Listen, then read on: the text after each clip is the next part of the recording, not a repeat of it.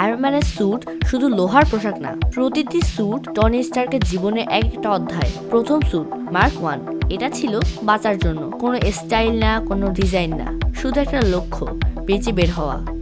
এই স্যুট আমাদের দেখায় টনি তখনও হিরো ছিল না, সে শুধু একজন মানুষ যে মরতে চায়নি। তারপর আসে মার্ক 2 আর মার্ক 3। এগুলোতে আমরা প্রথম দেখি আয়রন ম্যানকে। এখানে টনি শুধু নিজেকে বাঁচাচ্ছে না, সে ভুল ঠিক করতে চাইছে। সে বুঝতে পারে তার বানানো অস্ত্র কত ক্ষতি করছে। আয়রন ম্যান 2-তে নতুন স্যুটগুলো দেখায় টনি কতটা আত্মবিশ্বাসী হয়ে গেছে, কিন্তু সেই সময় সে ভেতরে ভেতরে দুর্বল ছিল। আর ক্রিয়েটর তার শরীর নষ্ট করছিল, অর্থাৎ স্যুট যত শক্তিশালী হচ্ছিল টনি তত ভেতর থেকে ভেঙে পড়ছিল। অ্যাভেঞ্জার্সের পর সব বদলে যায়। নিউ ইয়র্ক যুদ্ধের পর তিনি ভয় পেতে শুরু করেন। তার মাথায় একটাই চিন্তা, পৃথিবীকে রক্ষা করতে হবে। এই ভয় থেকেই তিনি তৈরি করেন অসংখ্য স্যুট।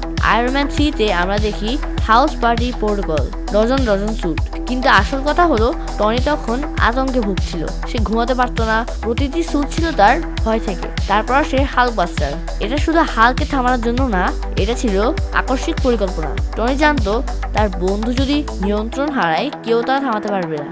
ইনফিনিটি ওয়ারে আমরা দেখি ন্যানোটিস স্যুট আর শরীর আলাদা না, যেন প্রযুক্তি আর মানুষ এক হয়ে গেছে। কিন্তু অ্যাভেঞ্জার্স এন্ডগেমে সেখানে কোনো নতুন ফ্ল্যাশি স্যুটের গল্প নেই, সেখানে আছে আত্মত্যাগ। শেষ স্যুটটা ছিল তার জীবনের শেষ সিদ্ধান্তের অংশ।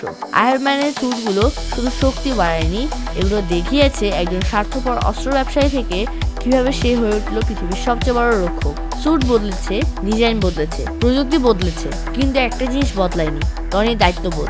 আয়রন ম্যান প্রমাণ করে স্যুট মানুষকে হিরো বানায় না, মানুষই স্যুটকে হিরো বানায়।